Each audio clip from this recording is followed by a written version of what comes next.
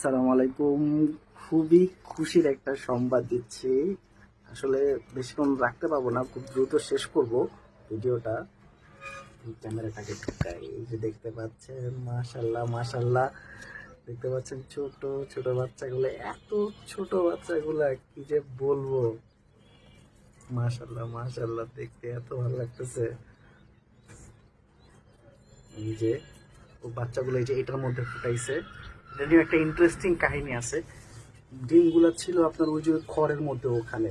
So আমরা উকি ঝুঁকি দিয়ে দেখে দেখে ওর এটা পছন্দ হয়নি, এই জন্য ওই খুব সম্ভবত মুখ দিয়ে নিয়ে যে এইটার মধ্যে এই কাঠের ভিতরে নিয়ে যে হচ্ছে গিয়ে ডিমগুলাকে ফুটাইছে।